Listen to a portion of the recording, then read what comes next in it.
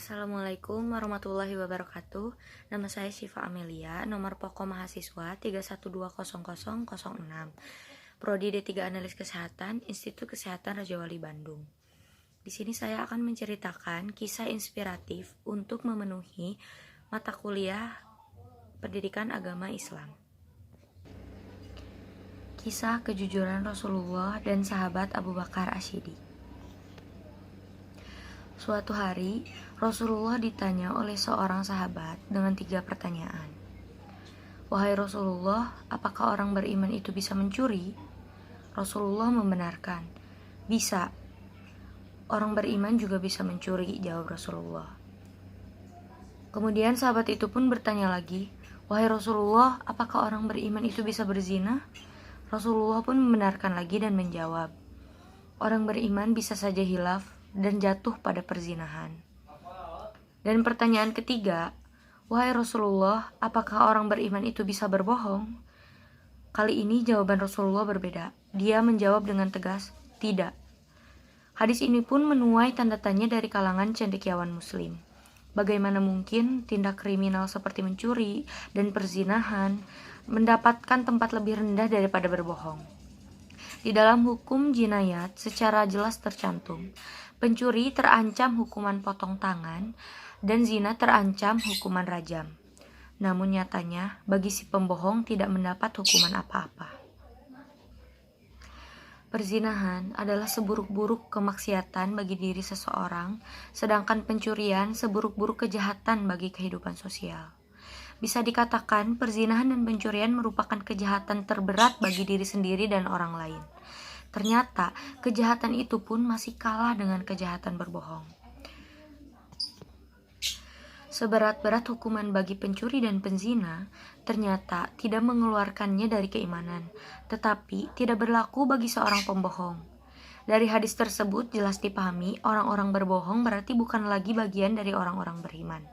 Hal ini dikuatkan dengan hadis Rasulullah, yaitu siapa yang membohongi dan mencurangi kami, maka dia bukanlah bagian dari kami, atau bukanlah bagian atau golongan dari orang-orang beriman. Hadis riwayat At-Tarbani dari Ibnu Hibban. Kemudian Allah berfirman, sesungguhnya yang mengada-ngada kebohongan hanyalah orang-orang yang tidak beriman kepada ayat-ayat Allah, dan mereka itu orang-orang pendusta. Quran Surat An-Nahl ayat 105. Dari hadis dan ayat ini tergambar sudah berbohong bukanlah karakter orang beriman. Berperilaku dan bertutur kata dengan benar menjadi identitas seorang mukmin. Artinya, kebenaran dan kebohongan merupakan garis pemisah antara orang beriman dan orang munafik. Sebelum kerasulannya, Rasulullah dikenal sebagai pribadi yang jujur. Ketika ia mengumpulkan warga di Mekah, di Bukit Sofa untuk menyampaikan Islam secara terang-terangan, Rasulullah pun bersabda, apa pendapat kalian jika kukabarkan ada pasukan berkuda yang mengepung kalian di lembah ini? Apa kalian mempercayaiku? Secara serempak, penduduk Mekah menjawab, kami tidak pernah mempunyai pengalaman bersama engkau kecuali kejujuran. Hadis riwayat Bukhari.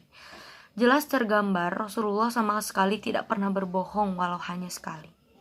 Beralih pada kisah Abu Bakar radhiyallahu anhu yang mendapat gelar Asyidi, yaitu orang-orang yang benar, yang merupakan gelar paling mulia di antara para sahabat.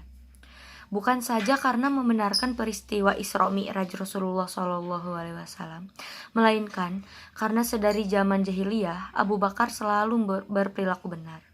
Tidak pernah sekalipun ia bersedia mengikuti rayuan syaitan dari zaman jahiliyah.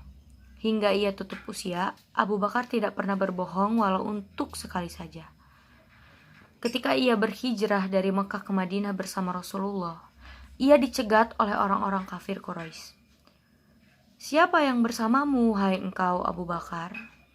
Tanya seorang pasukan kafir Quraisy. Abu Bakar pun kebingungan. Jika ia mengatakan yang bersamanya adalah Muhammad, tentu mereka akan membunuh Rasulullah. Tetapi dia tidak bisa berbohong. Akhirnya Abu Bakar pun menjawab, yang bersama saya adalah penunjuk jalan saya, jawab Abu Bakar. Mungkin yang dipahami orang-orang kafir Quraisy tersebut adalah penunjuk jalan di padang pasir. Karena memang untuk menempuh padang pasir diperlukan seseorang untuk penunjuk jalan. Karena angin di gurun yang sangat keras bisa memindahkan gunung sehingga bisa menyesatkan orang. Namun, penunjuk jalan yang dimaksud Abu Bakar yakni penunjuk jalan kehidupannya, yaitu Rasulullah. Rasulullah adalah orang yang menunjukkan jalan ke surga. Ia sama sekali tidak berbohong dalam hal ini. Abu Bakar adalah orang yang hanif, yaitu orang yang cenderung pada kebenaran. Abu Bakar tidak pernah minum minuman keras, tidak pernah berjudi, tidak pernah berzina. Selain itu, Abu Bakar juga rajin bekerja. Dia sangat ulet dan tidak pernah menyerah. Bahkan dalam berdagang, ia tidak pernah menipu. Dia sangat jujur sehingga kejujuran dan kebaikannya dikenal oleh banyak orang. Dengan berdagang, Abu Bakar menjadi orang kaya dan terhormat. Banyak orang datang kepadanya untuk meminta bantuan, dan Abu Bakar tidak pernah menolaknya. Dengan lemah lembut, ramah dan murah senyum, dia melayani orang-orang. Abu Bakar tidak pernah meminta balasan dari mereka. Abu Bakar orang yang sangat mendukung dakwah Nabi Muhammad SAW. Semua waktu, tenaga, dan pikirannya dicurahkan untuk kemajuan Islam.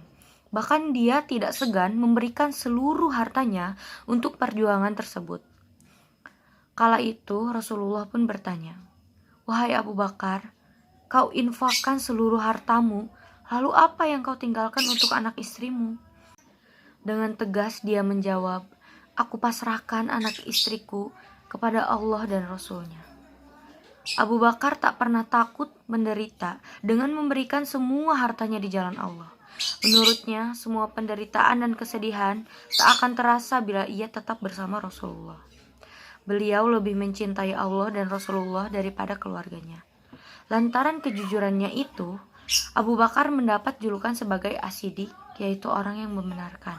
Tidak itu saja, jaminan masuk surga pun secara langsung diberikan oleh Allah. Allah berfirman dalam surat Al-Lail ayat 17-21. Dan kelak akan dijauhkan dari neraka itu orang-orang yang paling bertakwa, yang memberikan hartanya untuk menyucikan diri. Tidaklah bagi seorang pun selainnya yang tidak mengharap nikmat sebagai balasan, kecuali menghendaki wajah Tuhannya yang maha luhur.